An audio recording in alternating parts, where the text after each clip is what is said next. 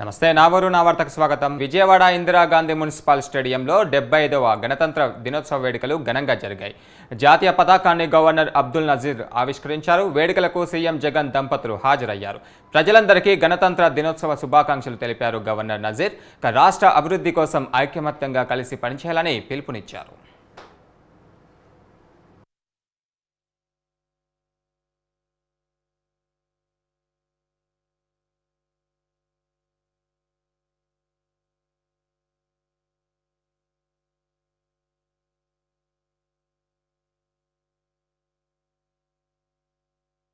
Auspicious occasion of our Republic Day, I extend my warmest greetings to you, to all of you. Today, as we gather here to celebrate the anniversary of our nation's transformation into a sovereign republic, it's a day to reflect on our journey, honor the architects of our Constitution, and reaffirm our commitment to the ideals of liberty, equality, and fraternity.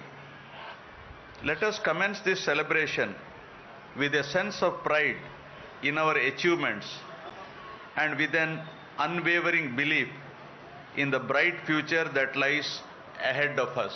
As we are celebrating 75th Republic Day, I am proud to say that my government continues to serve the people with unwavering commitment and dedication to the ideals of Constitution. Today we stand together under our tricolor flag to honor and remember the sacrifices of those.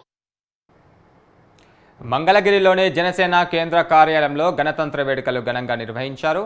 అధినేత పవన్ కళ్యాణ్ జాతీయ జెండా ఆవిష్కరణ అనంతరం దేశ ప్రజలందరికీ శుభాకాంక్షలు తెలిపారు జనసేన అధినేత. రాజ్యాంగ నిర్మాతల్ని, దేశాన్ని సమున్నతంగా నిలబెట్టిన మహనీయుల్ని స్మరించుకోవాలని ఆయన పిలుపునిచ్చారు.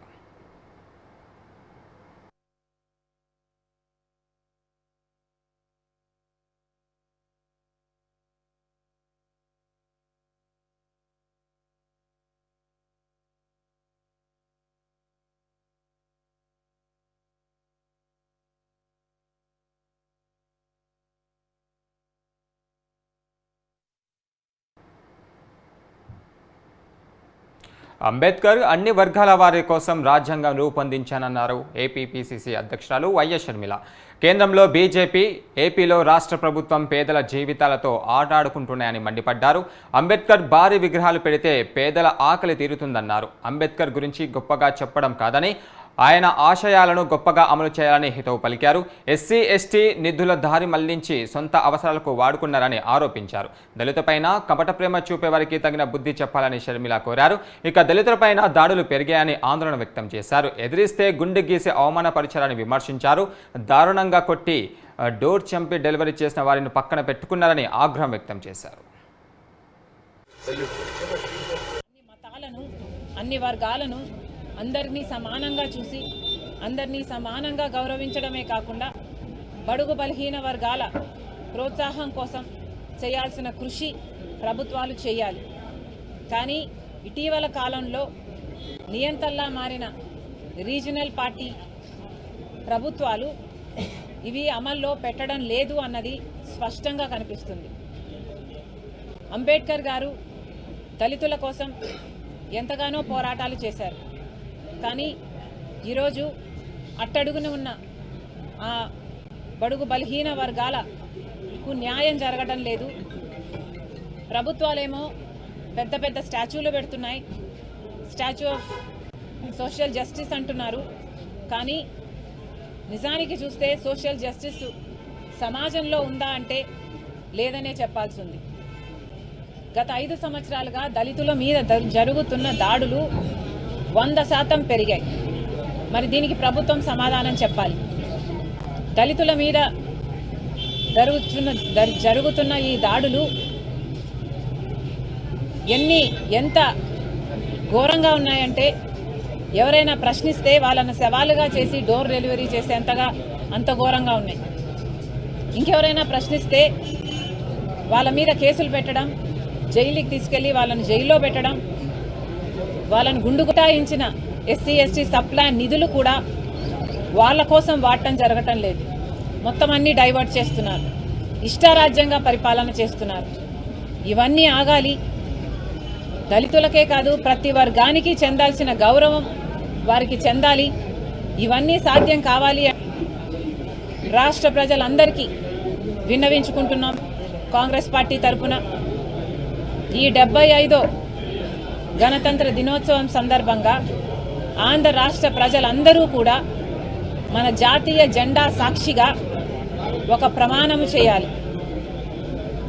ఆ ప్రమాణము ఆంధ్ర రాష్ట్రానికి స్పెషల్ స్టేటస్ ఇవ్వని పార్టీలను సపోర్టు చేయమని, స్పెషల్ స్టేటస్ కోసం పోరాడని పార్టీలకు మేము మద్దతు ఇవ్వమని, మన రాష్ట్రానికి రావాల్సిన పోలవరం ప్రాజెక్టు కోసం కొట్లాడని పార్టీలకు మద్దతు ఇవ్వమని, మన బాగు గురించి మన రాజధాని గురించి ఆలోచన చేయని, స్వలాభం కోసం ప్రజల ప్రయోజనాలను తాకట్టు పెట్టే పార్టీలకు మద్దతు ఇవ్వబోమని జెండా సాక్షిగా ఆంధ్ర రాష్ట్ర ప్రజలు ప్రమాణం.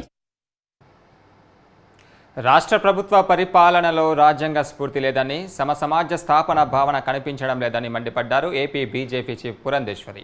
వైసీపీ ప్రభుత్వం ప్రజల హక్కుల ఉల్లంఘనకు పాల్పడుతుందని విమర్శించారు. వాక్ స్వాతంత్రం అనేది రాష్ట్రంలో ఎవరికీ లేకుండా పోయిందని, ప్రభుత్వానికి వ్యతిరేకంగా గలం విప్పితే జైలుకు పంపుతున్నారని విమర్శలు చేశారు. అవినీతిని ప్రశ్నిస్తే భయపెట్టి నిర్బంధాలు, వేధింపులకు గురి చేస్తున్నారని ఆగ్రహం వ్యక్తం చేశారు. ఇక ప్రజాసేవ భావన వైసీపీ పాలనలో కనిపించడం లేదన్నారు. ప్రజల సంక్షేమానికి, అభివృద్ధికి తిలాకొదలించామని చెప్పారు. విజయవాడ బీజేపీ రాష్ట్ర కార్యాలయంలో జరిగిన 75వ రిపబ్లిక్ డే వేడుకల్లో జాతీయ జెండాను ఎగరవేశారు పురంధేశ్వరి. దేశ సేవకు ప్రజలంతా పునరంకితం కావాల్సిన సమయం ఇదని, స్వాతంత్ర్యం కోసం బలిదానం చేసిన వారిని స్మరించుకోవాలని అన్నారు పురంధేశ్వరి.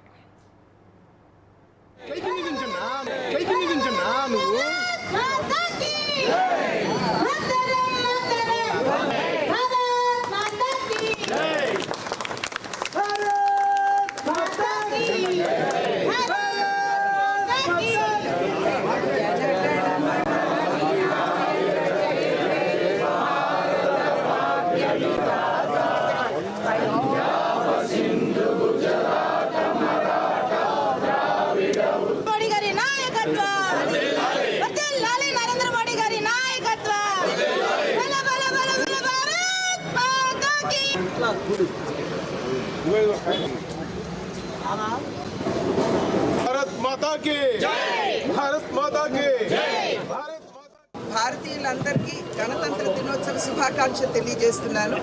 ఇవాళ తిరిగి మనల్ని దేశ సేవకి అంకితం చేసుకోవాల్సినటువంటి రోజుగా నేను భావిస్తున్నాను.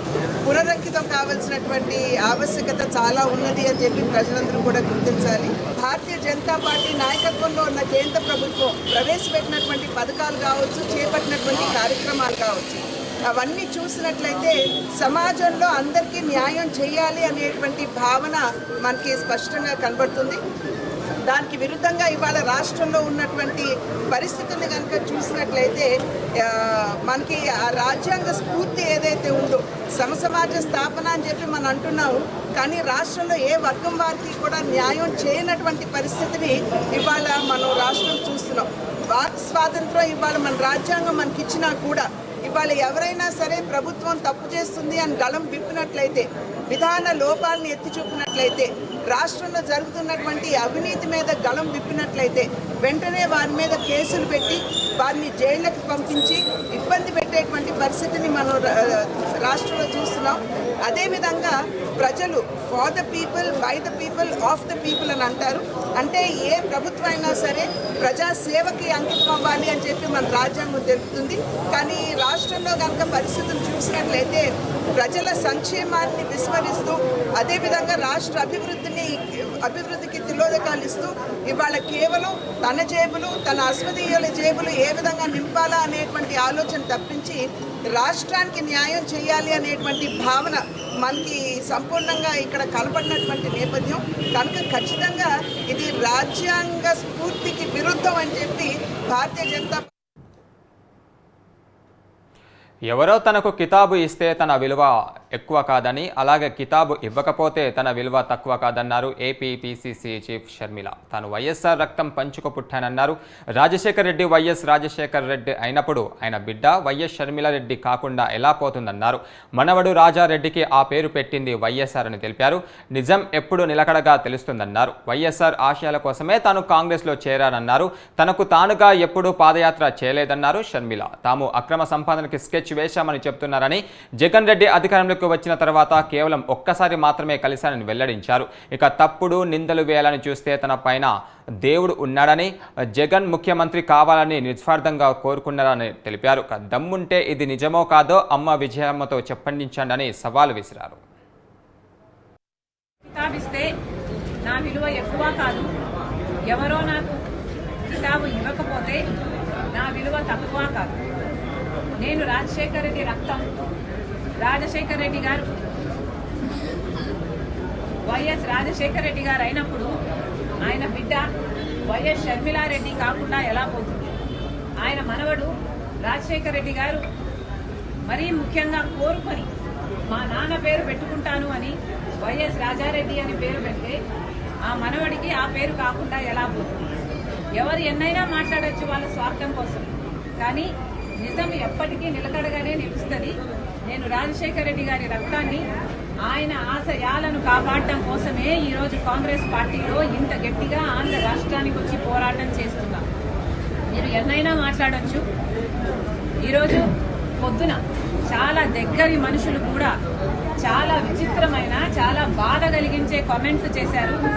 కొండా రాఘవరెడ్డి అన్న నాకు కానీ నా కుటుంబానికి కానీ దగ్గర అనుకున్నా, కానీ ఈరోజు ఆయన కూడా నా మీద నేను పాదయాత్ర ఎందుకు చేశాను అన్న దాని మీద ఆయన ఏదో అక్కడ ఉన్నట్టు, ఆయన బావుమర్ది అక్కడ సూపరింటెండెంట్ అయినట్టు, ఆయన అంతా విన్నట్టు ఏదేదో చెప్పారు. నేను పాదయాత్ర చేయాలి అని భారతమ్మ అడిగితే నేను పాదయాత్ర నేను చేస్తాను అని నేను అడిగినట్టు చెప్పారు.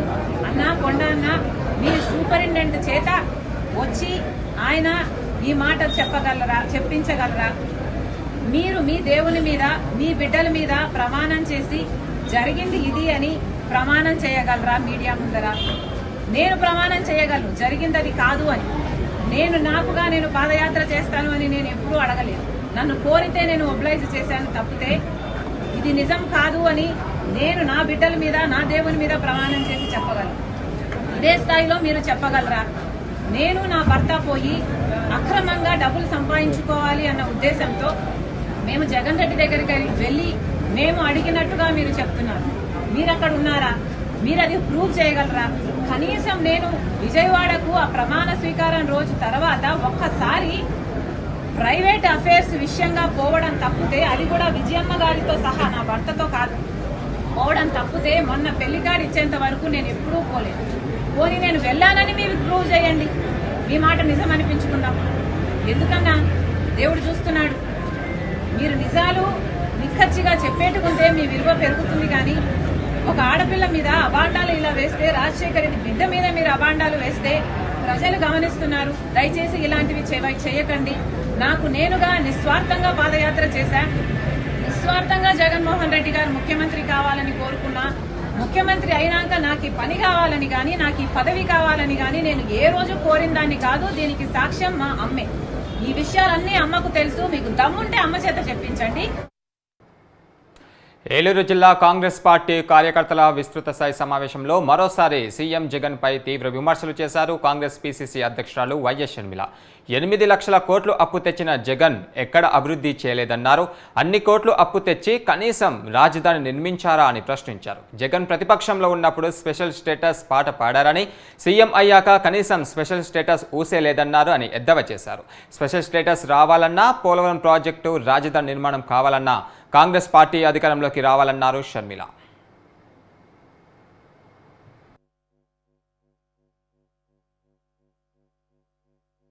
మనకున్న అప్పులు 1,80,000 కోట్ల రూపాయలు.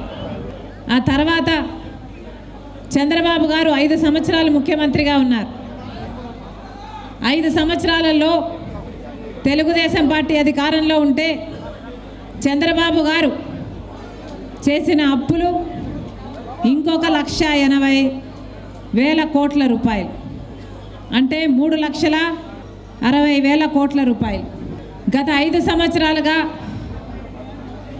జగనన్న గారు వైసీపీ అధికారంలో ఉంది. జగనన్న గారు ముఖ్యమంత్రిగా ఉంటే ఇప్పుడు ఈ 5 సంవత్సరాలలో చేసిన అప్పులు చెల్లింపులు అన్నీ కలుపుకుంటే అక్షరాల 8 లక్షల కోట్ల రూపాయలు. పాతవి ఇప్పటివి అన్నీ కలుపుకుంటే ఈరోజు అప్పు 11,50,000 కోట్ల రూపాయల అప్పు ఆంధ్ర రాష్ట్రానికి ఉంది. 10,000 కోట్ల రూపాయల అంచనాతో 20 లక్షల ఎకరాలకు నీళ్లు ఇస్తుంది ఈ ప్రాజెక్ట్ అని పోలవరం ప్రాజెక్టుకు రూపకల్పన చేసి పోలవరం ప్రాజెక్టును ప్రారంభించాడు రాజశేఖర రెడ్డి గారు. రాజశేఖర రెడ్డి గారు ఉండగా 4,500 కోట్ల రూపాయలతో పనులు చేసిందే. ఇక ఆ తర్వాత ఎవరైనా దాన్ని ముట్టుకున్నారా అంటే ఎవరు దాన్ని తిక్కు కూడా చూసిన పాపాన పోలేదు. విభజన హామీలో మనది పోలవరం ప్రాజెక్టుకు 90% నిధులు కేంద్రమే ఇవ్వాలి. అంటే అధికారంలో 10 సంవత్సరాలుగా బీజేపీ పార్టీ ఉంది. బీజేపీ పార్టీయే మన పోలవరం ప్రాజెక్టుకు సంబంధించిన 90% నిధులు ఇవ్వాలి. చంద్రబాబు గారు ముఖ్యమంత్రి అయ్యారు. ముఖ్యమంత్రి అయ్యే నాటికి చంద్రబాబు గారు చెప్పిన మాట, నేను అదే పనిగా స్పెషల్ స్టేటస్ కోసమే పొత్తు పెట్టుకుంటున్నాను అని చెప్పాడు. బీజేపీ పార్టీతో మంత్రి పదవులు కూడా తీసుకున్నారు. తీరా చూస్తే పోలవరం ప్రాజెక్టు కోసం నిధులైనా తెచ్చాడా అంటే లేదు, మాకు డబ్బులు ఇవ్వండి మేమే కట్టుకుంటామన్నాడు. 15,000 కోట్ల రూపాయలేవో ఇప్పించుకున్నట్టున్నాడు. కానీ పోలవరం ప్రాజెక్టు మాత్రం పూర్తవలేదు. ఎప్పుడో 2018లోనే పోలవరం ప్రాజెక్టు కట్టి చూపిస్తానని గొప్పలు చెప్పుకున్న చంద్రబాబు గారు ఈ రోజు వరకు పోలవరం ప్రాజెక్టు పూర్తి కాలేదు. పోలవరం ప్రాజెక్టు పూర్తయితే మనకు ఏ పెద్ద పరిశ్రమలు రాకపోయినా అన్నపూర్ణలాగా మన రాష్ట్రం మొత్తం అగ్రికల్చర్ మీదే బతికేయచ్చు. అంత గొప్ప ప్రాజెక్టు. మొత్తం సౌత్ ఇండియాలోనే అతి పెద్ద ప్రాజెక్టు, అతి బ్రహ్మాండమైన అద్భుతమైన ప్రాజెక్టు పోలవరం ప్రాజెక్టు అని జగన్మోహన్ రెడ్డి గారు ముఖ్యమంత్రి అయినాక భారత రాజ్యాంగాన్ని పటిష్ట స్థాయిలో అమలు పరుస్తూ ప్రజాస్వామిక రాజ్యాంగ ఆంధ్రప్రదేశ్ని తీర్చిదిద్దిన ఘనత రాష్ట్ర ముఖ్యమంత్రి జగన్మోహన్ రెడ్డి సారథ్యంలోని వైఎస్ఆర్ కాంగ్రెస్ పార్టీ ప్రభుత్వానిదని రాష్ట్ర మంత్రి కాకాని గోవర్ధన్ రెడ్డి వ్యాఖ్యానించారు. నెల్లూరు నగరంలోని వైసీపీ జిల్లా కార్యాలయంలో నిర్వహించిన వేడుకలకు జిల్లా అధ్యక్షులు వేమిరెడ్డి ప్రభాకర్ రెడ్డితో కలిసి ముఖ్య అతిథిగా పాల్గొన్న ఆయన జాతీయ జెండాను ఆవిష్కరించి గణతంత్ర దినోత్సవ విశిష్టను వివరించారు. బాబాసాహెబ్ అంబేద్కర్కు ఘన నివాళులర్పిస్తూ 125 అడుగుల విగ్రహాన్ని రాష్ట్ర నడిబొడ్డున రూపొందించడం ఎంతో ఆనందకరమని అన్నారు. రాజ్యాంగబద్ధంగా పరిపాలన సాగిస్తున్న రాష్ట్రం మరింత అభివృద్ధి చేయడమే లక్ష్యంగా వైసీపీ ప్రభుత్వం పనిచేస్తుందని ఆయన స్పష్టం చేశారు. నెల్లూరు జిల్లా వైఎస్ఆర్ కాంగ్రెస్ పార్టీ కార్యాలయంలో భారత గణతంత్ర దినోత్సవాన్ని స్థానికంగా ఉండేటువంటి అందరూ పెద్దలు, నాయకులు, కార్యకర్తలు, దేశభక్తులు అందరితో కలిసి ఈ కార్యక్రమాన్ని జరుపుకోవడం జరిగింది. పెద్దలు, రాజ్యసభ సభ్యులు, జిల్లా వైఎస్ఆర్ కాంగ్రెస్ పార్టీ అధ్యక్షులు శ్రీ వేమిరెడ్డి ప్రభాకర్ రెడ్డి గారి ఆధ్వర్యంలో జాతీయ పతాకాన్ని ఎగరవేసి ఈరోజు వైఎస్ఆర్ కాంగ్రెస్ పార్టీ నెల్లూరు జిల్లా కార్యాలయంలో ఈ గణతంత్ర దినోత్సవ వేడుకలను జరుపుకుంటున్నాం. ప్రతి ఒక్కరికి తెలిసినటువంటి విషయం, భారతదేశం బ్రిటిష్ పాలన నుంచి 1947 ఆగస్టు 15వ తేదీ స్వాతంత్రం సిద్ధించడం, ఆ తర్వాత మహనీయుడు బిఆర్ అంబేద్కర్ గారు రాసినటువంటి రాజ్యాంగాన్ని జనవరి 26, 1950 సంవత్సరం మనం ఆమోదించి దాన్ని ఆచరణలోకి తీసుకురావడం, జనవరి 26ని మనం గణతంత్ర దినోత్సవంగా ప్రకటించుకొని ఈరోజు ఆ వేడుకల్ని దేశవ్యాప్తంగా నిర్వహించుకోవడం అనేటువంటిది ఆనవాయితీగా, సాంప్రదాయంగా వచ్చేటువంటి పరిస్థితి. అటువంటి నేపథ్యంలో ఈరోజు ఆ వేడుకల్ని మరలా ఘనంగా జరుపుకుంటున్నాం. భారతదేశంలో చరిత్రలో ఎన్నడూ లేనటువంటి విధంగా ఆంధ్ర రాష్ట్రానికి సంబంధించినటువంటి ముఖ్యమంత్రి జగన్మోహన్ రెడ్డి గారు మహనీయుడు బిఆర్ అంబేద్కర్ గారి ఆశయ సాధన కోసం పనిచేస్తున్నటువంటి ముప్పవరపు వెంకయ్య నాయుడు దేశ రాజకీయాల్లో పరిచయం అక్కర్లేని పేరు. ఆహార్యం, మాట తీరు, పంచకట్టులో తెలుగుదనం ఉట్టిపడే నేత. సుదీర్ఘ రాజకీయ జీవితంలో అనేక హోదాల్లో పనిచేసి మెప్పించిన వ్యక్తి. తెలుగు జాతికే గర్వకారణమైన ఈ నేతను ఇప్పుడు దేశంలోనే అత్యున్నత పురస్కారాల్లో ఒకటైన పద్మవిభూషణ్ వరించింది. పల్లెటూరు నుంచి పద్మవిభూషణ్ దాకా ఎదిగిన వెంకయ్య రాజకీయ ప్రస్థాన్ని ఒకసారి మనము చూద్దాం.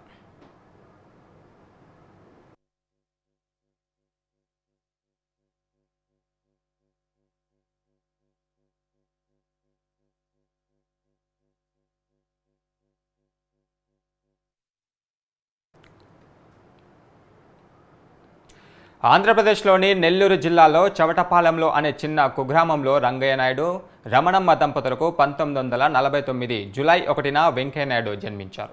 ప్రాథమిక విద్యాభ్యాసం తర్వాత వెంకయ్య నెల్లూరులోని విఆర్ కళాశాల నుంచి పొలిటికల్ సైన్స్లో BA పట్టా పొందారు. ఆ తర్వాత విశాఖలోని ఆంధ్ర యూనివర్సిటీ నుంచి BL పూర్తి చేసి లా పట్టా అందుకున్నారు. వ్యవసాయ కుటుంబంలో పుట్టిన వెంకయ్య నాయుడు విద్యార్థి దశ నుంచే రాజకీయాలకు ఆకర్షితులయ్యారు. చిన్ననాటి నుంచే RSS స్వయం సేవక్గా పని కూడా చేశారు. దీంతో క్రమశిక్షణ, నైతిక విలువలతో కూడిన జీవితం ఆయనకు అలవపడింది. కళాశాల విద్యార్థిగా ABVPలో చేరి చురుగ్గా పనిచేశారు. విఆర్ కాలేజీతో పాటు ఆంధ్ర యూనివర్సిటీలోని స్టూడెంట్స్ యూనియన్ ప్రెసిడెంట్గా కూడా పనిచేశారు. 1972 జై ఆంధ్ర ఉద్యమంలో క్రియాశీలక పాత్ర పోషించారు. విజయవాడ, నెల్లూరులో ఉద్యమాలు చేపట్టి తన వాక్చాతుర్యంతో ఒక్కసారిగా వెలుగులోకి వచ్చారు. ఆంధ్ర లా కాలేజీ తరపున ABVP అధ్యక్షుడిగా ఎన్నికవడం వెంకయ్య జీవితంలో కీలక మలుపు.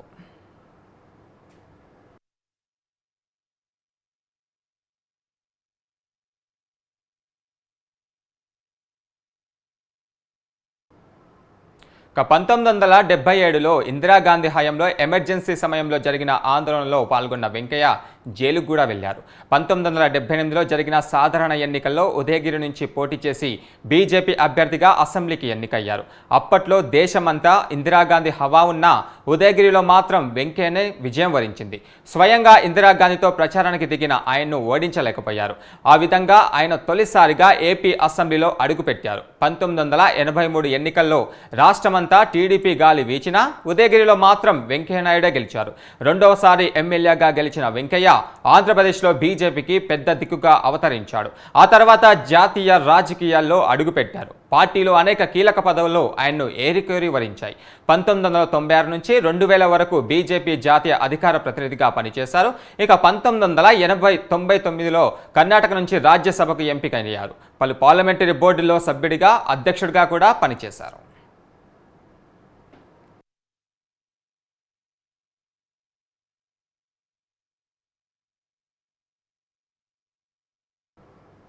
వాజ్పేయి కేబినెట్లో గ్రామాభివృద్ధి శాఖ మంత్రిగా సేవలందించారు.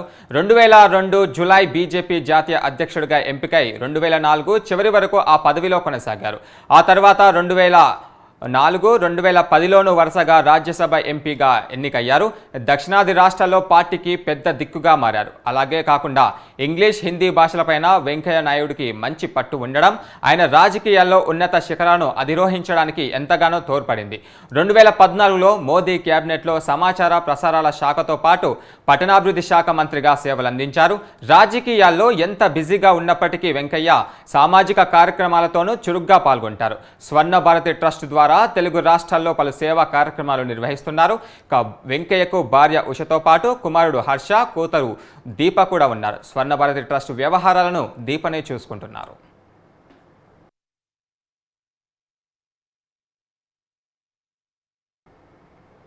వెంకయ్య 2017 నుంచి 2022 వరకు భారత 13వ ఉపరాష్ట్రపతిగా సేవలందించారు. ప్రస్తుతం రాజకీయాలకు దూరంగా ఉన్న వెంకయ్యను దేశంలో అత్యున్నత 2వ పురస్కారం పద్మవిభూషణ్ వరించింది. వెంకయ్య పద్మవిభూషణ్ అవార్డుకు ఎంపిక అవ్వడం పట్ల ఆయన స్వగ్రామంలో ఆనందం వ్యక్తం చేస్తున్నారు గ్రామస్తులు.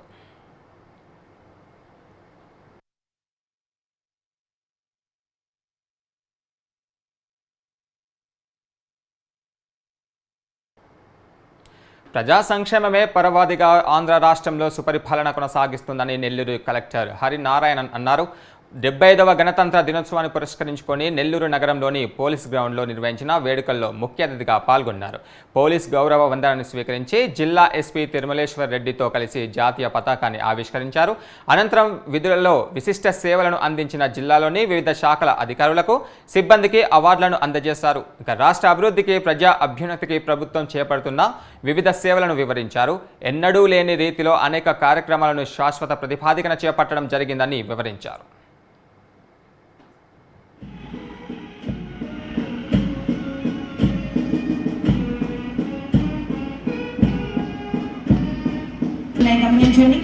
First Commander Narayan Reddy, RSI.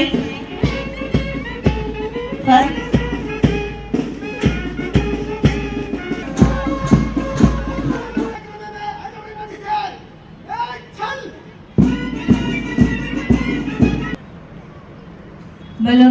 ఎగురవేశారు. పంట సాగు చేయడం జరిగినది. ప్రధానంగా వరి పంట 2,04,798 ఎకరంలో సాగు చేయడం జరిగినది. వైఎస్ఆర్ రైతు భరోసా పిఎం కిసాన్ పథకం కింద అర్హులైన ప్రతి రైతు కుటుంబానికి పెట్టుబడి రాయితీగా 13,500 రూపాయలు చొప్పున వరుసగా 5వ సంవత్సరంలో జిల్లాలో 2,19,766 మంది రైత కుటుంబాలకు కింది. ఉద్యాన శాఖ మన జిల్లాలో ఉద్యాన పంటల అభివృద్ధికి 14,02,00,000 రూపాయలు మంజూరు చేయడం జరిగింది.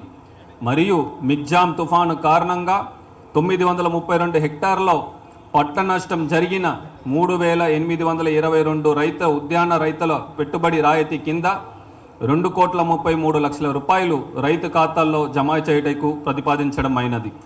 బిందు మరియు తుప్పర్ల సేద్యం జిల్లాలో 3,500 హెక్టార్లో 25,89,00,000 రూపాయలు వ్యయంతో బిందు మరియు తుప్పర్ల సేద్య పరిక్రమలు అమర్చటకు నిర్ణయించడం అయినది. ఇప్పటి వరకు 6,771 మంది రైతులు 8,239 హెక్టార్లో బిందు మరియు తుప్పర్ల సేద్య పరిక్రమం కొరకు రైతు భరోసా కేంద్రాల ద్వారా రిజిస్ట్రేషన్ చేసుకొని ఉన్నారు. జలవనరుల శాఖ ఖరీఫ్ నందు 2,94,500 ఎకరములు ఆయకట్టుకు 28 టీఎంసీల సాగునీరు అందజేయడానికి ప్రతిపాదించడం జరిగింది. 93,10,00,000 రూపాయలు అగ్రిమెంట్ విలువతో సర్వేపల్లి కాల్వ రీటైనింగ్ వాల్స్. పల్నాడు జిల్లా చిలకలూరిపేటలోని వైసీపీ ఎన్నికల కార్యాలయంలో నియోజకవర్గ సమన్వయకర్త మల్లెల రాజేష్ నాయుడు ఆధ్వర్యంలో గణతంత్ర దినోత్సవ వేడుకలు ఘనంగా నిర్వహించారు. ప్రతి ఒక్కరూ భారత రాజ్యాంగ నిర్మాత డాక్టర్ బిఆర్ అంబేద్కర్ అడుగుజాడల్లో నడవాలని రాజేష్ నాయుడు అన్నారు. అంబేద్కర్ బాటలోనే జగనన్న పాలన ప్రజలకు అందిస్తున్నామని ఆయన తెలియజేశారు.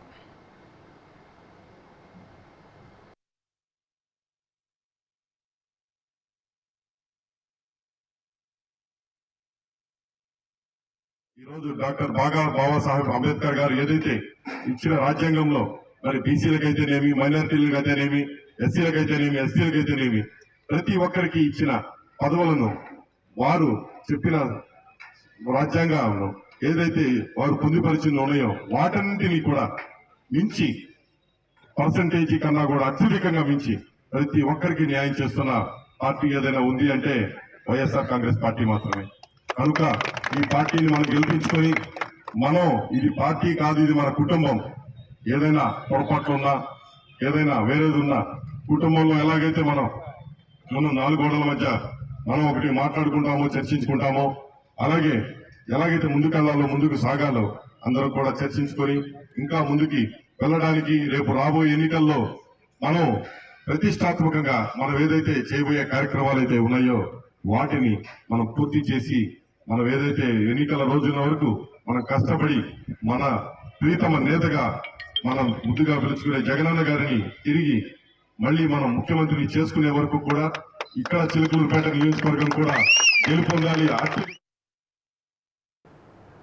పల్నాడు జిల్లా వినుగొండలో 75వ గణతంత్ర దినోత్సవం సందర్భంగా స్థానిక వైసీపీ కార్యాలయంలో బోల్రా బ్రహ్మనాయుడు జాతీయ జెండాను ఆవిష్కరించారు. అంబేద్కర్ ఆశయాలకు అనుగుణంగా ముఖ్యమంత్రి వైఎస్ జగన్మోహన్ రెడ్డి పరిపాలన కొనసాగిస్తున్నట్లుగా చెప్పారు. గాంధీజీ కలలు గన్న గ్రామ స్వరాజ్యాన్ని గ్రామ సచివాలయాల ద్వారా ప్రజలకు దగ్గర చేసిన ఘనత వైఎస్ జగన్మోహన్ రెడ్డికే దక్కుతుందన్నారు.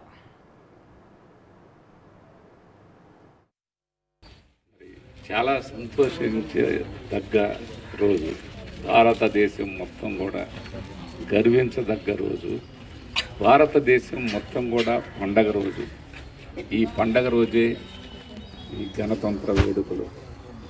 ఈ గణతంత్ర వేడుకల్లో ముఖ్య ఉద్దేశం ఇవాళ మనం అందరం స్వేచ్ఛ, స్వాతంత్రం అన్ని విధాల అందరం స్వేచ్ఛగా మరి వాళ్ళ బ్రతుకుతున్నామంటే ఆనాడు మన వాళ్ళందరూ పోరాటం, ఆ పోరాటం తర్వాత ఒక రాజ్యాంగాన్ని మరి పొందుపరుచుకొని ఆ రాజ్యాంగాన్ని మన డాక్టర్ బిఆర్ అంబేద్కర్ గారు సూచించినటువంటి సూచనలు, ఆయన రచించినటువంటి రాజ్యాంగం ఇవాళ అది ఎంతో పవిత్రతగా, ఎంతో ప్రతిష్టాత్మకంగా మన భారతదేశం ఇవాళ అమలు పరుస్తున్నటువంటి చట్టాలు ఇవన్నీ కూడా ఆనాడు వాళ్ళు చేసినటువంటి చట్టాలు. బాపట్ల జిల్లా భీమవారిపాలెంలో ఉద్రిక్తత నెలకొనింది. సతీష్ ప్రభాకర్ ఫ్లెక్సీ తీయడంతో ఎమ్మెల్యే కోన రఘుపతిని గౌరవ్ చేసిన సతీష్ ప్రభాకర్ అభిమానులు భారీ స్థాయిలో చేరుకొని సతీష్ అభిమానులను ఎమ్మెల్యేను అడ్డుకున్నారు. పోలీసులు జోక్యం చేసుకుని ఎమ్మెల్యేను అక్కడి నుంచి తరలించారు. ఆ తర్వాత తొలగించిన ఫ్లెక్సీలను యథాస్థానంలో ఉంచి పాలాభిషేకం చేశారు సతీష్ ప్రభాకర్ అభిమానులు.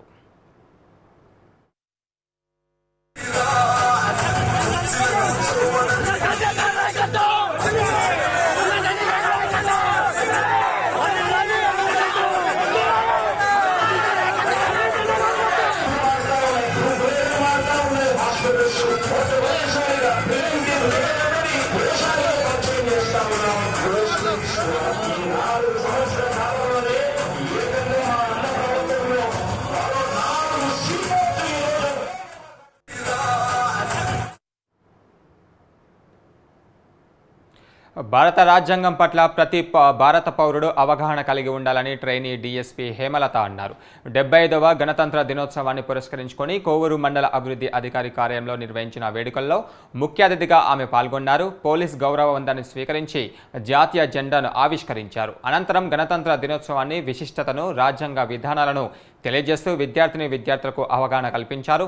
భారత రాజ్యాంగం నిర్మాణంలో దేశ పౌరులకు ఎన్నో హక్కులను కల్పించడం జరిగిందని, రాజ్యాంగం ప్రతిష్ట అమలుతోనే భారతదేశం గొప్ప ప్రజాతంత్ర దేశంగా కీర్తి గడించిందని ఆమె గుర్తు చేశారు.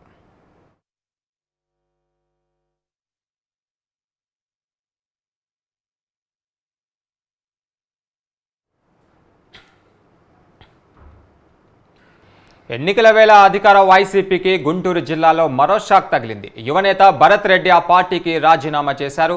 టీడీపీ నేత బేబీ నాయనతో కలిసి లోకేష్ను కలిశారు. బాపట్ల, గుంటూరు వెస్ట్ టికెట్ ఇస్తామన్నా వైసీపీకి గుడ్ బై చెప్పారు భరత్ రెడ్డి. సామాజిక సేవా కార్యక్రమాల్లో చేపడుతూ ప్రజాక్షేత్రంలో మంచి పేరు సంపాదించారు భరత్ రెడ్డి.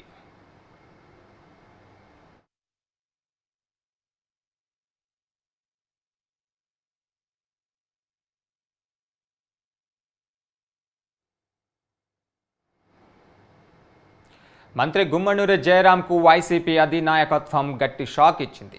ఆయనకు కర్నూలు ఎంపీ సీటు నుంచి కూడా తప్పించింది. కర్నూలు పార్లమెంటరీ నియోజకవర్గం ఇన్ఛార్జిగా కర్నూలు మేయర్ బివై రామయ్య పేరును ఖరారు చేసింది. ఎమ్మిగనూరు అసెంబ్లీ అభ్యర్థిగా బుట్ట రేణుకా పేరును ఫైనల్ చేసింది. ఇటీవల జరిగిన మార్పులు చేర్పులలో మంత్రి గుమ్మనూరు జయరాంను ఆలూరు నియోజకవర్గం నుంచి తప్పించి కర్నూలు పార్లమెంటు ఇన్ఛార్జిగా నియమించింది అధిష్టానం. అయితే అప్పటి నుంచే జయరాం పార్టీ నేతలకు అందుబాటులోకి రావడం లేదు. ఆయన వేరే పార్టీలో చేరేందుకు సిద్ధమవుతున్నారనే వార్తలు కూడా రావడంతో ఆయనను తప్పించి కర్నూలు ఎంపీ స్థానాన్ని బివై రామయ్యకు కేటాయించింది.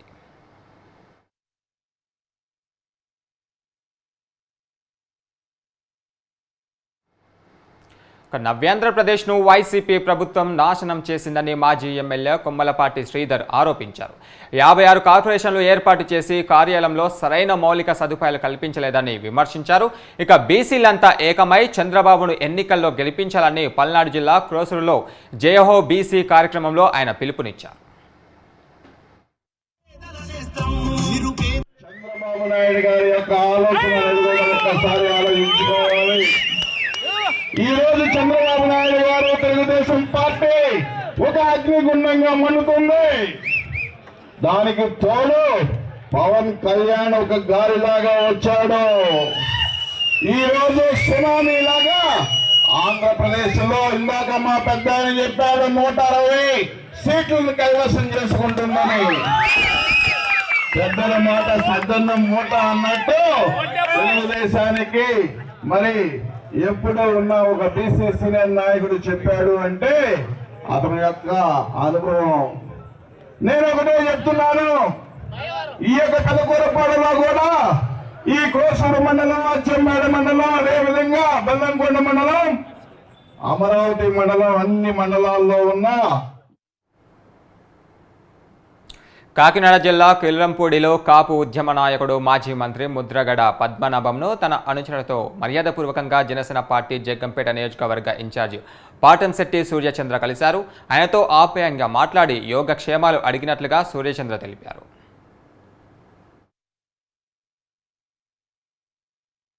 నాటి నుండి ఎన్నో ఉద్యమాలు చేసి అసలు అవినీతి లేకుండా ఆయన పరిపాలన చేయడం జరిగింది. నేడు మళ్ళీ వారు జనసేన పార్టీలోకి రావడం చాలా శుభ పరిణామం. పవన్ కళ్యాణ్ గారి ఆశయాలు సిద్ధాంతాలు కూడా ఆయనకి పూర్తిగా నచ్చి తప్పకుండా జనసేన పార్టీ గెలవాలి. రాబోయే రోజుల్లో పవన్ కళ్యాణ్ గారు ముఖ్యమంత్రి కావాలని చెప్పేసి శ్రీ ముద్రగడ పద్మనాభం గారు జనసేన పార్టీలోకి రావడం మేమందరం కూడా స్వాగతిస్తూ ఉన్నాం. రేపు రాబోయే రోజుల్లో తప్పకుండా ముద్రగడ పద్మనాభం గారు అడుగులో అడుగు వేస్తూ వారి ఆలోచనలకు అనుగుణంగా వారి సాంకేతిక పరిజ్ఞానాన్ని ఉపయోగించడంలో నారా చంద్రబాబు నాయుడుని మించిన వారు దేశంలో మరొకరు లేరని మాజీ మంత్రి పల్లె రఘునాథ్ రెడ్డి కొనియాడారు. టీడీపీ కార్యక్రమాలలో కార్యకర్తలతో ఉత్సాహాన్ని నింపి పార్టీని ముందుకు నడిపిస్తున్నారని తెలిపారు. శ్రీ సత్యసాయి జిల్లా పుట్టపర్తి ఓడిసిలోని ఐటీఐ కాలేజీలో ఇంటిగ్రేటెడ్ శిక్షణ కార్యక్రమంలో ఆయన పాల్గొన్నారు. ప్రతి ఒక్కరూ సోషల్ మీడియా వేదికగా వైసీపీ ప్రభుత్వం చేస్తున్న అక్రమాల గురించి ప్రజల్లోకి తీసుకువెళ్లాలని ఆయన పిలుపునిచ్చారు. ఎలక్షన్లో చూస్తా అర్థమైపోవాలి ఎన్ని ఓట్లకి ఇవ్వాలని. కాబట్టి అది కూడా లిస్ట్ తయారు చేయాలి. ఎవరు సాయం చేయాలంటే అంత మాట్లాడడం వల్ల ఇది చాలా ఇంపార్టెంట్. 350 కుటుంబాల్లో పక్కన ఓట్స్ ఇది ఇంపార్టెంట్. తర్వాత మీరు ఇంకా అది బంద్ చేయాలంటే మీ దాంట్లో మంచి ఒక 10 మందికి ఇంటారు. 1000 మందిలో 19 దొరుకుతారు. 5 రోజులు కంపెనీ టీ అంటే టీ అనాలని బూత్ ఖచ్చితంగా ఉండేదానికి ధైర్యంగా ఉండేదానికి ఒక బూత్ బందోబస్తు బూత్ ప్రొటెక్షన్ కమిటీ ఈ 20 నెలలు ఎక్కలేదు. చిత్తూరు జిల్లా పొంగనూరులో వ్యభిచార గృహంపై పోలీసులు దాడి చేస్తారు. స్థానిక సూర్యనగర్ కాలనీలోని ఒక ఇంట్లో వ్యభిచారం చేస్తున్న ఇద్దరిని అదుపులోకి తీసుకున్నారు పోలీసులు. సులభంగా డబ్బులు సంపాదించడానికి ఈ మార్గాన్ని ఎంచుకున్నారని తెలిపారు. హరి, పుష్పలపై కేసు నమోదు చేశామని అధికారులు వెల్లడించారు. నమస్కారం అండి. ఈరోజు పొంగనూరు పట్టణంలో వ్యభిచారం జరుగుతున్నదని నాకు ఖచ్చితమైన సమాచారం రాగా వెంటనే ఈ విషయాన్ని నా పై అధికారులకు తెలిపి అదేవిధంగా నా సిబ్బంది సహాయంతో ఇద్దరు పెద్ద మనుషుల్ని నేను రిక్రూట్ చేసుకుని వెంటనే సూర్యానగర్లో ఎక్కడైతే జరుగుతున్నదో అక్కడికి వెళ్ళేసి ఎవరైతే ఇంటి ఓనర్ ఉన్నారో వాళ్ళకు హౌస్ సర్చ్ ప్రొసీడింగ్స్ చూపించడం జరిగింది. దాని తర్వాత వాళ్ళు హౌస్ రైడ్ చేయడం ఒప్పుకోగా వెంటనే నేను మరియు పెద్ద మనుషుల సమక్షంలో మా సిబ్బంది రైడ్ చేస్తే అక్కడ ఒక బెడ్రూమ్లో వ్యభిచారం జరుగుతూ ఉండే ఆ ఇద్దరిని పట్టుకోగా వాళ్ళిద్దరి పేర్లు ఒకరు వచ్చేసి వనవల్దినికి సంబంధించిన హరి, అదేవిధంగా అతను వ్యభిచారం చేస్తున్న ఆమె స్త్రీ పేరు వచ్చేసి తిరుపతికి చెందిన ఆమె పేరు మీకు ఇప్పుడు చెప్పలేను. అదే తిరుపతి జిల్లా శ్రీకాళహస్తి నియోజకవర్గాన్ని దేశానికి ఆదర్శంగా తీర్చిదిద్దేందుకు ప్రణాళికలు సిద్ధం చేస్తున్నామన్నారు టీడీపీ అభ్యర్థి బొజ్జల సుధీర్ రెడ్డి. భూదందాలకు పాల్పడిన ప్రస్తుత ఎమ్మెల్యే పైన తాము అధికారంలోకి రాగానే చర్యలు తిప్పవని స్పష్టం చేశారు.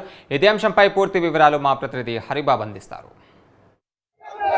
ఉమ్మడి చిత్తూరు జిల్లాలో తిరుపతి తర్వాత అత్యంత ప్రాధాన్యత ఒక పుణ్యక్షేత్రంగా విరాజిల్లుతోంది శ్రీకాళహస్తి. శ్రీకాళహస్తి నియోజకవర్గంలో ఉన్నటువంటి ఓటర్లు కానీ లేదంటే అక్కడ ఎన్నికలు అనేది కూడా అదే స్థాయిలో కీలకంగా ఉంటాయి. తిరుపతి తర్వాత అత్యంత ప్రతిష్టాత్మకంగా ఎన్నికలు జరిగేది కూడా శ్రీకాళహస్తి అని చెప్పవచ్చు. అయితే ఇటీవల కాలంలో వైకాపా అధికారంలోకి వచ్చిన తర్వాత శ్రీకాళహస్తి నియోజకవర్గంలో పెద్ద ఎత్తున అవినీతి అక్రమాలు దందాలు చోటు చేసుకున్నాయని చెప్పిన వార్తలు పెద్ద ఎత్తున వినిపిస్తున్న నేపథ్యంలో మనతో పాటు తెలుగుదేశం అభ్యర్థి బొజ్జల సుధీర్ ఉన్నారు. ఆయన అడిగి తెలుసుకుందాం. సార్, ప్రధానంగా తెలుగుదేశం పార్టీ గతంలో ఉన్నప్పుడు అంటే ప్రజలకి కానీ లేదా ప్రజల ఆస్తులకు కానీ కొంత రక్షణ ఎక్కువ ఉండేదని చెప్పి ఒక నానుడు ఉంది. ప్రస్తుతం అధికార పార్టీ ఈ నాయకులకు సంబంధించిన వాళ్ళు పెద్ద ఎత్తున భూ కబ్జాలకు పాల్పడుతున్నారు, ప్రభుత్వ భూములను కాజేసి అమ్మేస్తున్నారని చెప్పిన వాదనలు పెద్ద ఎత్తున వినిపిస్తున్న నేపథ్యంలో అంటే మీకున్న సమాచారం జిల్లాలో 4 దొంగల్లో ప్రధానమైన దొంగ మధుసూదన్ రెడ్డి మా ఎమ్మెల్యే. ఇక్కడ మా దగ్గర ఏంటంటే శాండ్ ఎక్కువ, ల్యాండ్ కాస్ట్ ఎక్కువ. సో రకరకాల వీళ్ళు ఏంటంటే వచ్చిన వెంటనే ఇక ఆవురావును ఉన్నారు. గడిచిన 4.5 సంవత్సరాలు దగ్గర 1.5 crores ఆయన డిక్లేర్ చేసింది. ఈరోజు దగ్గరగా ఆయనకి 18 కార్లు ఉన్నాయి. ఒక్కొక్క కారు కాస్ట్ 1,50,00,000 నుంచి 2,50,00,000 రూపాయలు. ఎక్కడి నుంచి వచ్చినాయన్న? ఈరోజు ఆ పాపకి వాళ్ళ డాటర్కి ఎంగేజ్మెంట్ చేశారు, దానికి ఖర్చు 4 కోట్లు. ఎక్కడి నుంచి వచ్చినాయన్న? జగన్మోహన్ రెడ్డి గారు నా దేవుడు అని చెప్పి టెంపుల్ కట్టినాడు, దాని డబ్బులు ఎక్కడ వచ్చినాయన్న? ఈరోజు ఫ్యాన్ ఇచ్చినా, దాని తర్వాత బెడ్ ఇచ్చినా, బీరువా ఇచ్చినా, మేనమావ సాంగ్యం ఇచ్చినా అంటున్నాడు, డబ్బులు ఎక్కడ వచ్చినాయన్న? కరోనా అప్పుడు ఒక కిలో కోడి ఇచ్చినా, టమాటా ఇచ్చినా, రైస్ ఇచ్చినా అంటున్నాడు. డబ్బులు ఎక్కడ వచ్చినాయి అన్న? ఇవన్నీ ఆలోచన చేయాలి ప్రజలు కూడా. ఏమి ఫుడ్కి టికానా లేనోడు ఈడ గరుడ బస్సు ఎక్కితే బెంగళూరు దిగా, బెంగళూరులో ఎక్కితే ఇక్కడ బస్సు దిగా. ఇలాంటి వాడికి ఈరోజు ఒక బెంజు కారు, ఒక ఓల్వో కారు, ఇంకొక ఫోర్డు, లేకుంటే ఇంకొక టయోటా కార్లు ఎక్కడ వచ్చినాయన్న? అంటే 5 సంవత్సరాలకి గని దొరికిందా? అల్లావుద్దీన్ అద్భుత దీపం దొరికిందా? దీంట్లో పబ్లిక్ కూడా అర్థం చేసుకోవాలన్నా. ఒక చదువు ఉండేటోడికి, ఒక చదువు లేనోడికి, ఒక బ్యాక్గ్రౌండ్ ఉండేటోడికి, ఒక బ్యాక్గ్రౌండ్ లేనోడికి ఈ సబ్జెక్టు వ్యత్యాసం ఇదే ఉంటుంది. బొజ్జల గోపాలకృష్ణారెడ్డి గారు నాన్నగారు దిగదారు 40 సంవత్సరాలు ఉండే ఎమ్మెల్యేగా ఉన్నారు, మంత్రిగా ఉన్నారు. ఆయన్ని ఊరినే గెలిపలేదన్న. ఏదో పని చేశారు బ్రహ్మాండంగా, పేదలకి అభివృద్ధి చేశారు, ఇల్లు ఇచ్చినారు, నీళ్ళు ఇచ్చినారు, రోడ్లు ఇచ్చినా.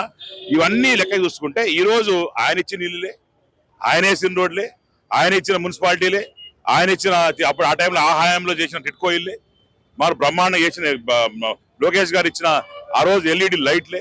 ఈరోజు కొత్తగా ఏం చేశారన్న? ఈ ప్రభుత్వం ఏం చేస్తుందని అడుగుతున్నా. నిజంగానే వీళ్ళకి చిత్తశుద్ధి లేదు. వీళ్ళంతా ఒకటే సిస్టము, దోచుకో దాచుకో. శాండ్ మొత్తం ముడిచిపడేసినారు. మొన్న ఏదో వర్షానికి కొద్దిగా లైట్గా వచ్చింది, మళ్ళీ ఇప్పుడు కూడా ఆ తడిలో కూడా మళ్ళీ ఎత్తుతున్నారు. ఎందుకంటే మిగిలింది ఇంకొక 40 రోజుల్లో కోడ్ వస్తుంది. కోడ్ వచ్చిన తర్వాత చేస్తే ఆ తాట తీస్తారు. ఈ రోజు మేము వెళ్ళి ధర్నా చేస్తే మా మీద కేసులు, ప్రజల తరఫున పోరాడితే మా మీద కేసులు, నా మీద ఇప్పటికి 16 కేసులు ఉన్నాయన్న. నేను ఒకటే అడుగుతున్నా, ఇన్ని రోజులు మా నాయన ఉన్నాడు, 40 సంవత్సరాలు నాయన ఉన్నాడు, ఇంకో 5-10 సంవత్సరాలు మా తాత ఉన్నాడు. ఏ రోజన్నా లోపలికి వెళ్ళి గర్భగుద్దులో ఇట్లా ఎక్కిరి చేష్టలు చేసేవన్నా? ఏ రోజన్నా స్వామివారికి వచ్చినప్పుడు అది బాగా వస్తున్నారా?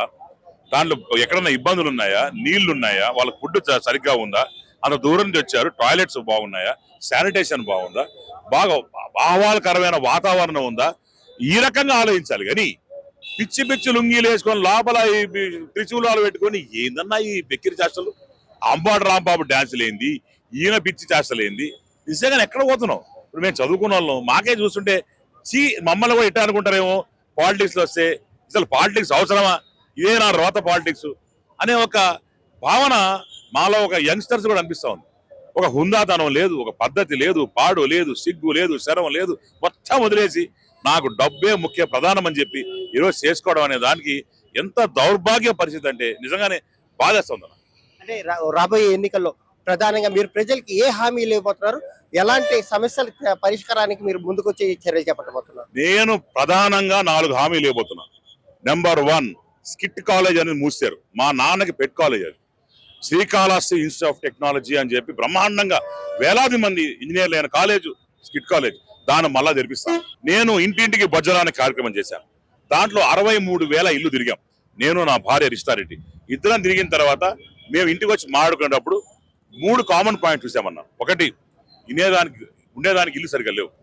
ఎందుకంటే అప్పుడు రాజీవ్ గృహ కల్పనలో కొంత ఇచ్చినారు, దాని తర్వాత ఎన్టీఆర్ భవనాలు కొంతమంది ఇచ్చినారు. అప్పుడు ఇచ్చింది తప్ప మళ్ళీ ఇప్పుడు ఇచ్చింది ఏం లేవు. కానీ టిట్కో కట్టున్నాం. టిట్కో ఇప్పటివరకు ఇలా టిట్కోని ఫస్ట్ మేము రెడీ చేసి ఇచ్చే బాధ్యత తీసుకుంటాం. రెండోది, ప్రతి పేదవాడికి ఇల్లు ఉండాలి. అమెరికా పోయి MBA చదివించిన నాకు కొద్ది నాలెడ్జ్, ఇంట్రెస్ట్, సో ఇవన్నీ కూడా మంచి డెవలప్ చేసుకొని ఒక కాన్సెప్ట్ మోడల్ విలేజ్ లాగా, ఒక కాన్సెప్ట్ మోడల్ కాన్స్టిట్యున్సీ లాగా ముందు నేను చేసి చూపిస్తా. తర్వాత ఎవరన్నా నన్ను కాపీ కొట్టాల్సింది తప్ప ప్రతి ఒక్కరు కూడా సుధీర్ ఎట్లా చేసినావు, ఇది ఎలా తెచ్చావు, ఇది ఎక్కడి నుంచి ఫండ్ తెచ్చావు, దీన్ని ఎట్లా డెవలప్ చేసావు అనే రకంగా కాన్సెప్ట్ తెచ్చుకొని నేను చేయాలని మంచి ఆలోచన ఉన్నాయన్న.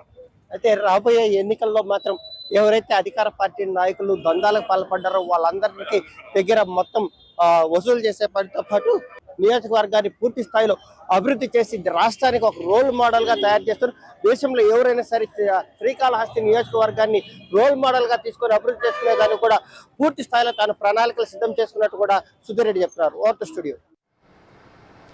తిరుమల శేషాచల అడవుల్లోని పుణ్యతీర్థాలలో ఒకటైన శ్రీ రామకృష్ణ తీర్థ ముక్కోటి వేడుకను నిర్వహించారు. ప్రతి ఏటా మాసంలో పౌర్ణమి నాడు శ్రీరామకృష్ణ తీర్థ ముక్కోటి నిర్వహించడం ఆనవాయితీగా వస్తుంది. శ్రీరామకృష్ణ మహర్షి తపోబలంతో ఈ పుణ్య తీర్థాన్ని సృష్టించినట్లుగా పురాణ కథనం. శ్రీవారి ఆలయం నుంచి అర్చక సిబ్బంది మంత్రోచ్చరణ చేసుకుంటూ ఊరేగింపుగా బయలుదేరి ఉదయం 9 గంటలకు శ్రీ రామకృష్ణ తీర్థానికి చేరుకున్నారు. అక్కడ కొలువై ఉన్న శ్రీరామచంద్రమూర్తి, శ్రీకృష్ణ భగవానుల విగ్రహాలకు పాలు, పెరుగు, చందనం తదితర సుగంధ ద్రవ్యాలతో శేషంగా అభిషేకం నిర్వహించారు. ప్రత్యేక పూజలు నిర్వహించి నైవేద్యం సమర్పించారు. రామకృష్ణ తీర్థానికి వెళ్లే భక్తులకు పాప వినాశనం డ్యాం వద్ద పొంగలి, ఉప్మా, సాంబారన్నం, పెరుగన్నం, పులిహోర, పొట్లాలు, ఇక తాగునీరు, మజ్జిగ ప్యాకెట్లు పంపిణీ చేశారు. రామకృష్ణ తీర్థానికి పెద్ద ఎత్తున స్థానికులు భక్తులు చేరుకున్నారు.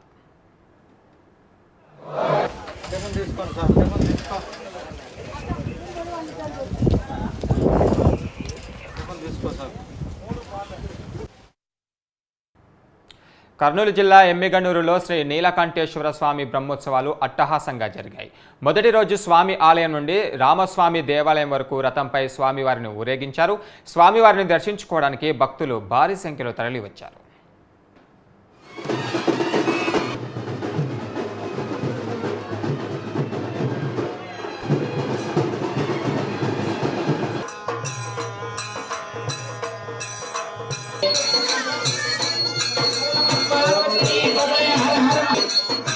ఈరోజు శ్రీ నీలకంఠేశ్వర స్వామి మొదటి రోజు కళ్యాణోత్సవ సందర్భంగా శ్రీ పార్వతీ పరమేశ్వర ఉత్సవములను పుష్పరథం మీద రామస్వామి దేవాలయం తీసుకుపోయి ఎదుర్కోళ్ళు ఉత్సవం చేసి మరలా తిరిగి ఇక్కడికి తీసుకువచ్చి స్వామివారి యొక్క ప్రాంగణమునందు వివాహ వేదికపై కూర్చోబెట్టి ఇవి నా వార్తా విశేషాలు. Keep watching news 360. నిజం ఆలోచనను మారుస్తుంది.